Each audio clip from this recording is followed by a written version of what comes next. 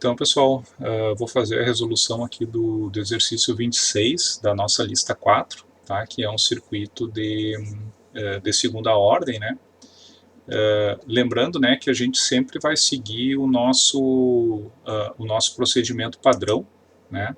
Onde a gente tem que obter condições iniciais, derivadas das condições iniciais, resposta forçada, resposta natural e só então a resposta completa. Tá? Então isso aqui na aula 21 tem todo esse procedimento, é só consultar lá, certo? E vamos começar então pelas condições iniciais. Tá? Lembrando que as condições iniciais a gente obtém para o tempo t menor do que zero, né? Estando o indutor e o capacitor em regime permanente, né? Ou seja, eles estariam estáveis, o que faria com que o capacitor é representado por um circuito aberto e o indutor por um curto-circuito. Tá? Então, se a gente redesenhar esse circuito nessa situação, né, a gente ficaria com esse circuito equivalente aqui. Ó.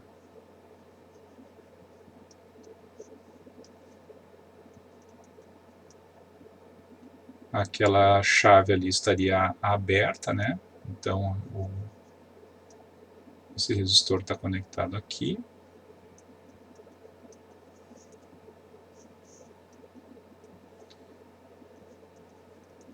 Amperes, 6 ohms. O indutor um curto e o meu capacitor um circuito aberto. Né? Aqui estaria, vamos colocar nesse sentido aqui então, o meu IL de 0 menos, tá? E esse aqui seria o meu VC de 0 menos. Tá? Isso aqui, né, pessoal, sempre que a gente tem indutor e capacitor em série, né, sempre a condição inicial da corrente no indutor vai ser igual a zero, né, porque ele vai estar em série com um circuito aberto, não tem como circular a corrente. Tá? Analisando o restante do circuito, tá, pessoal, essas fontes de corrente elas vão ficar circulando só no seu resistor que está em paralelo, tá? Porque eu não tenho como, digamos, sair a corrente aqui de um ponto para o outro, porque não tem caminho fechado para a corrente.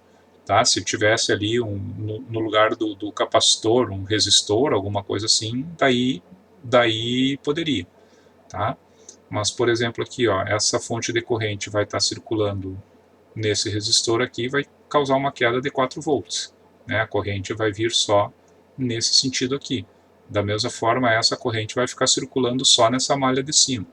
Então, eu tenho uma queda aqui de 12 volts. Tá?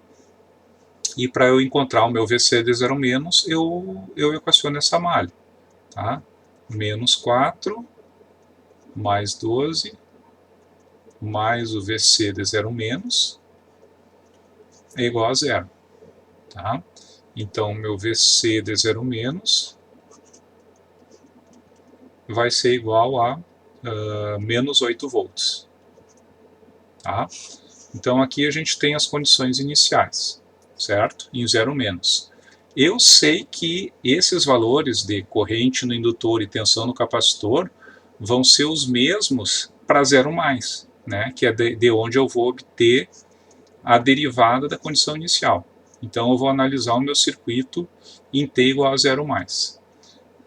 Aqui, pessoal, quando eu fechar essa chave, tá? Aquela fonte de corrente de 4 amperes, o resistor de 1 ohm, eles ficam praticamente isolados do restante do circuito, né? Quando isso aqui fecha, porque eu tenho um curto aqui, né? Então é como se eu tivesse um circuito para a esquerda dessa chave e outro circuito para a direita. Então, em 0 mais, eu vou ter esse circuito aqui. Ó. Eu vou ter aquela fonte lá de 2 amperes.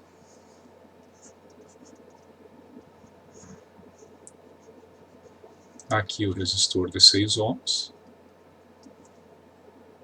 Tá? O meu indutor e o meu capacitor.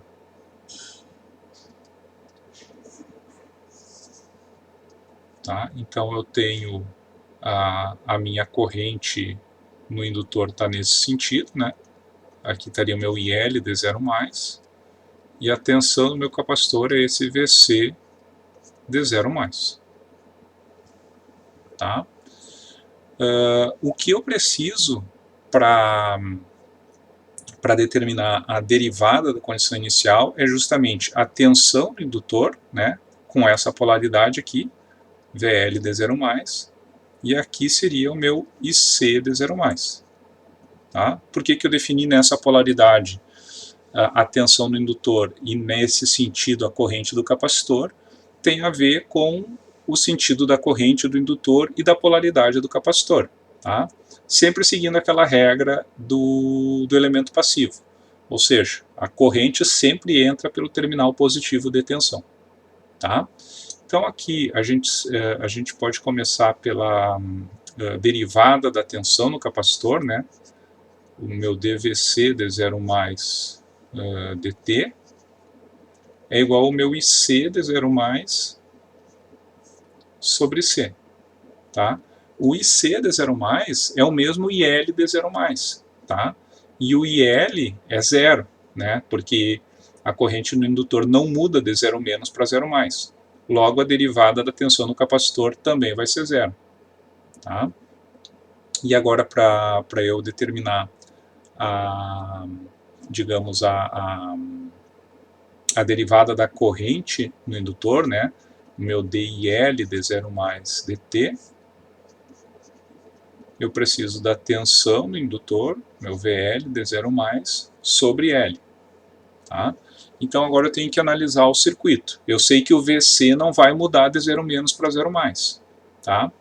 E aqui, ó, se a gente for analisar esse nó, por exemplo, né, eu tenho chegando nele aqui uma corrente de 0 amperes, né? Porque aquela corrente do indutor passa pelo capacitor e chega nesse nó, nesse ponto. Tá? Então eu posso inferir daqui, né, que eu vou ter uma corrente de 2 amperes vindo aqui pelo meu resistor. Tá? Por isso aqui é válido só para o instante 0-. Tá, pessoal? Então eu teria uma queda de 12 volts nesse resistor aqui. Tá? Esse tipo de análise é importante para vocês entenderem essa resolução. Tá, pessoal? E agora fazendo então a malha, né, eu sei aqui, ó, que mais 12 mais o meu VL de 0+, mais o VC de 0+, é igual a 0. Certo? Como o meu VC de 0+ é -8, eu fico com 12 menos 8, fica 4. Logo, o meu VL de 0+, ele é -4. Tá? -4 dividido por 1, né, que é a indutância, então fica -4 amperes por segundo. Certo? Agora eu tenho que determinar a resposta forçada. Né? Se eu voltar lá no meu procedimento, né, eu determino condição inicial, derivada da condição inicial e agora a resposta forçada. Tá? Quando é que em que circuito que é obtida a resposta forçada? É nesse mesmo circuito do 0+ aqui, só que com os meus elementos em regime estável, né? Ou seja, em t igual a infinito. Eu vou até redesenhar aqui o circuito, tá? Para vocês conseguirem enxergar bem, mas eu fico com esse mesmo circuito e no lugar do indutor é um curto, né? E no lugar do capacitor um circuito aberto. Tá? Esse aqui seria o meu VC de infinito e aqui estaria o meu IL de infinito. Tá? Então, eu sei que o meu IL de infinito é igual a 0, né? Ele está em série com um circuito aberto, e o meu VC de infinito, né, uma vez que toda aquela corrente ela vai ficar circulando aqui por esse resistor, né? Eu vou ter uma queda de 12 volts aqui, logo meu VC de infinito é menos 12 volts. Tá? Então assim eu tenho, digamos, todos os dados iniciais. Condição inicial, derivada da condição inicial e resposta forçada. Tá? Agora, para t maior do que zero, né, eu vou obter a resposta natural. Tá? Vocês podem ver aqui que a gente vai obter a resposta natural, tá? No nosso item 4 aqui.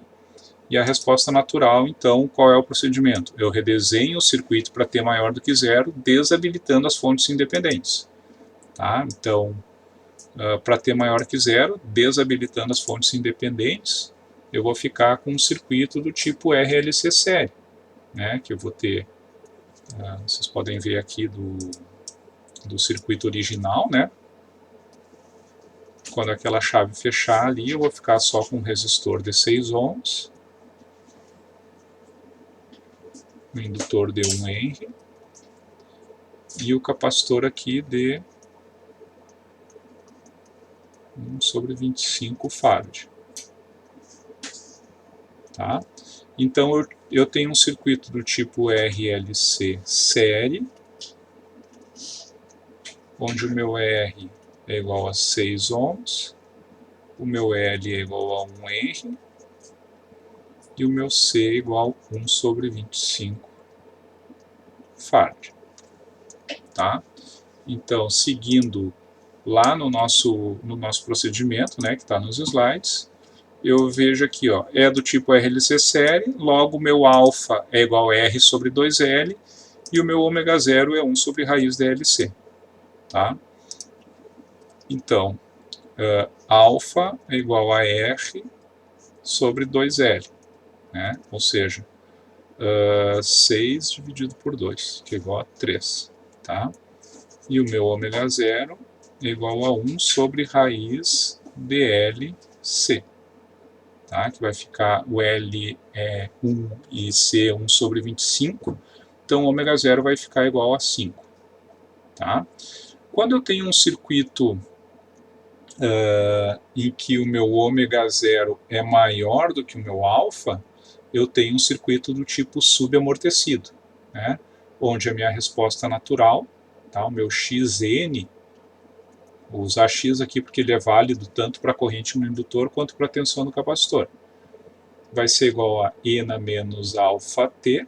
Tá? Isso aqui vocês vão consultar lá nos slides também, né? E vocês vão ter a resposta prontinha aqui, já o caso subamortecido. Xn é E na menos alfa T, B1 cosseno de ômega dt mais B2 seno de ômega dt. Tá? Então,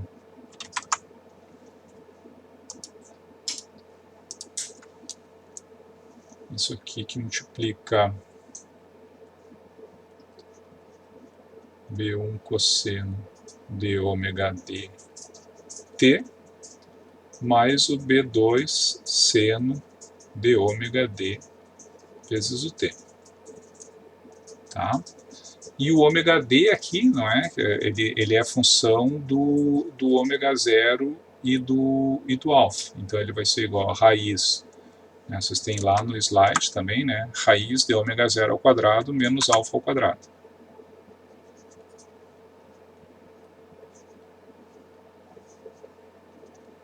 Tá? Então isso aí fica raiz de 25 menos 9, né? Vai ficar 16, que vai ficar 4. Tá? Então o meu ômega d vai ser igual a 4.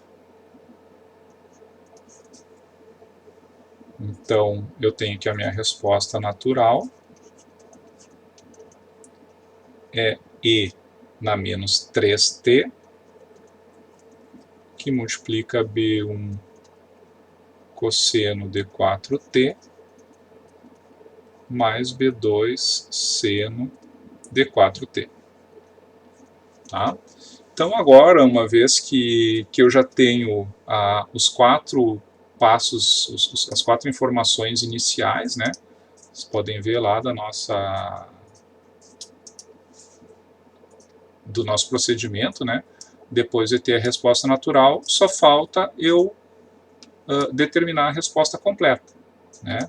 Onde na resposta completa ela é um processo puramente matemático, né? Onde eu tenho que definir matematicamente a função da resposta completa, tá? Então, esse exercício aqui, o que ele está pedindo é a tensão no capacitor, tá? Então, eu vou trabalhar também com tensão no capacitor, tá? Então, eu vou partir aqui da resposta natural, tá? E vou colocar aqui abaixo a resposta completa.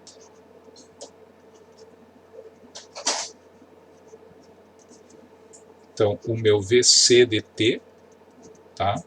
Vai ser igual ao VCN dt, que é a resposta natural, né? É E na menos 3t, que multiplica B1 cosseno de 4t mais B2 seno de 4t,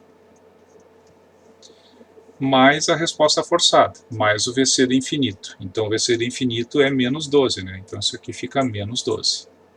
Tá?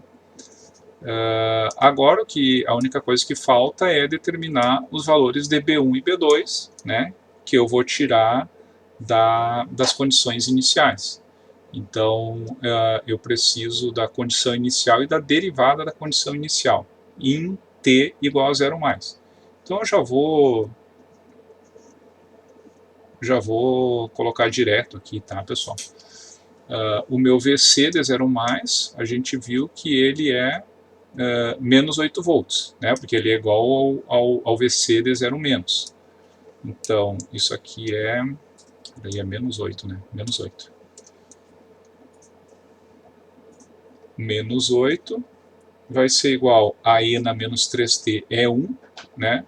Que multiplica B1 cosseno de 0, é B1, mais B2 seno de 0, que é 0, menos 12. Tá? Então, daqui eu tiro que o meu B1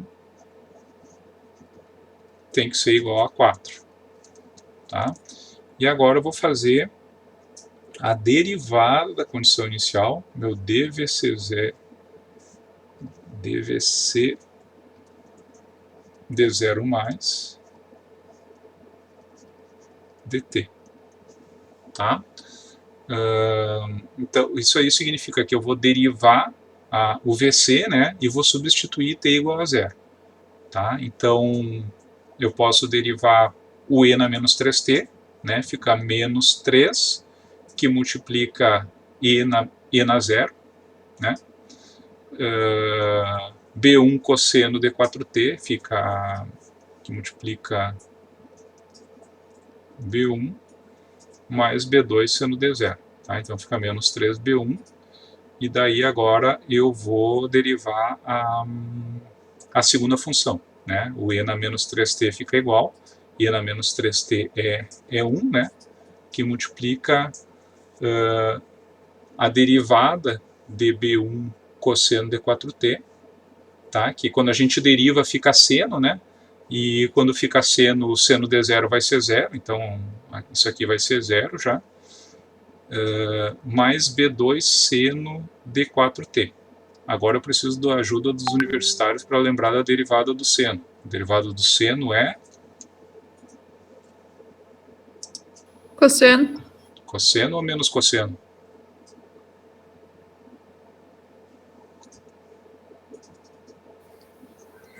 Cosseno. Cosseno, não é menos. Não, não é menos. Tá, então fica 4B2, né? Porque o 4 passa multiplicando, né? Eu tenho seno de um argumento vezes t, o argumento passa multiplicando. 4B2 vezes cosseno de 4t, então cosseno de 0, que é 1. Né? Então isso aqui fecha aqui, e derivada de menos 12 é 0, né? Porque é constante. Isso aqui então vai ser igual ao que eu obtive lá na derivada da condição inicial. Né? Eu encontrei ali ó, que a derivada do VC de 0 mais é igual a 0. Logo, isso aqui então vai ser igual a zero. Tá? Então fica menos 3 vezes B1. Menos 3B1 é igual a 36, né? Porque o B1 eu achei que... Ah, não. Eu olhei para o B1 e enxerguei o menos 12 lá em cima. Menos 3 vezes B1 é menos 12. Mais 4B2 igual a zero. Né? Logo, o meu B2 vai ser igual... 12 por 4 vai ficar 3. Tá? Então, encontrei B1 e B2, então daqui eu posso tirar a minha resposta completa. Eu sei que o meu VCDT vai ser igual a I na menos 3T, que multiplica B1, né, que é 4, cosseno de 4T, mais o B2, que é 3, né, mais 3 seno de 4T, menos 12.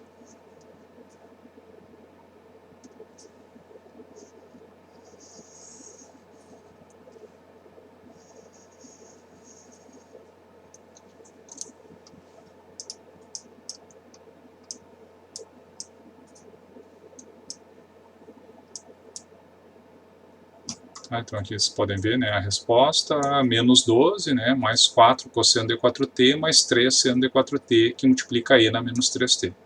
Tá? Que é aquilo que a gente encontrou. Tá, pessoal? Então, todo esse procedimento de cálculo da condição inicial, derivada da condição inicial, resposta forçada e resposta natural, ele é o mesmo para todos os circuitos. Tá? Só na resposta completa aqui, né, quando a gente for calcular as constantes B1 e B2, ou A1 e A2, né, para os outros dois casos, que a gente vai ter uma pequena diferença aqui por causa da derivada da função. Né? Quando derivo a exponencial decrescente, é mais fácil, né? Aqui dá um pouco de enrosco na derivada aqui de seno e de cosseno. Mas como a gente já vai aplicar essa derivada em zero, né? Daí já dá para simplificar bastante a análise. Tá, pessoal? Então essa aqui é a resolução aí do nosso exercício 26 da lista.